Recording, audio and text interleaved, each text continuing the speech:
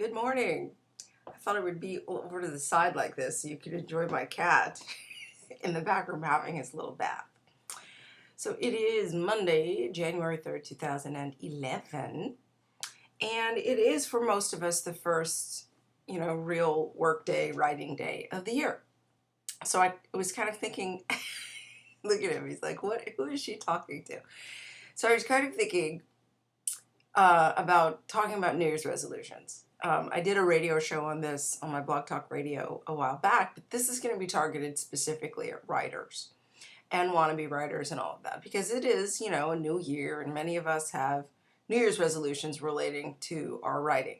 Maybe this is the year that you want to write your book. Maybe this is the year that you want to be able to quit your day job and become a full-time writer. I have a personal New Year's resolution about branching out into a new kind of writing because, while I've experienced quite a bit of success in writing workbooks and scripts and book reviews and marketing writing and things like that, I'm very interested in learning how, and well, not only learning how, but then mastering and becoming a highly successful article writer for magazines and websites and other places that take articles. So that's my goal. And you probably got one too. So what does this whole New Year's resolution thing mean? So I've just stated to you that I want to become an article writer, a highly successful article writer. So that's great. I can go do that, right? I mean, I just said my goal. That should be enough, right? No, you know full well that that is not enough. Think about the word resolution. Solution. So you've probably, because I know I have, had the same goal before. It's been a few years. I actually published quite a few articles, but the primary place where I published them, the magazine went defunct, and I kind of lost my mojo, and it's been a few years.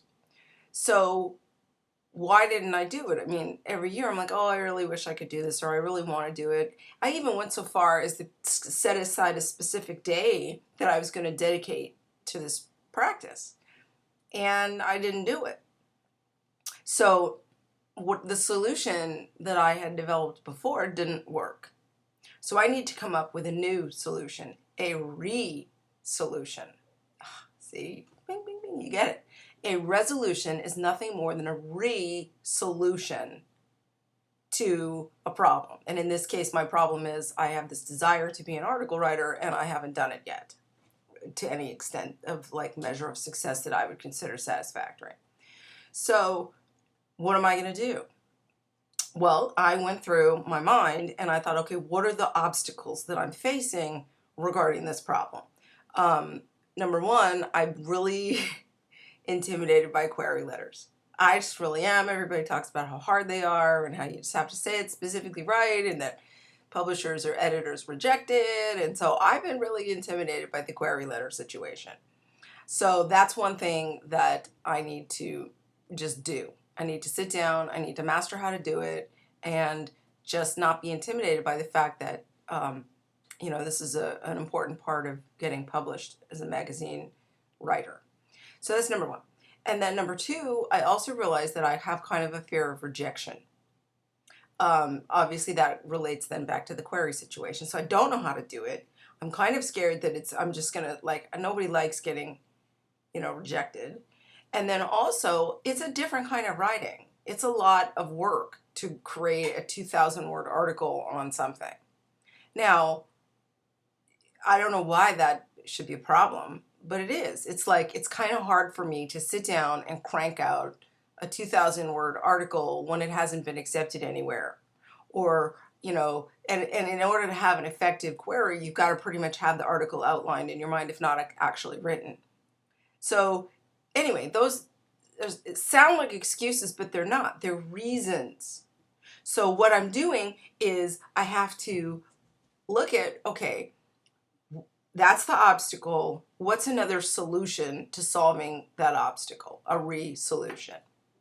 So I've developed some things and some techniques, but More importantly, what you need to do is do the same thing. Take a look at why you haven't written your book, why you haven't become a magazine article writer, why you haven't taken that copywriting class, why.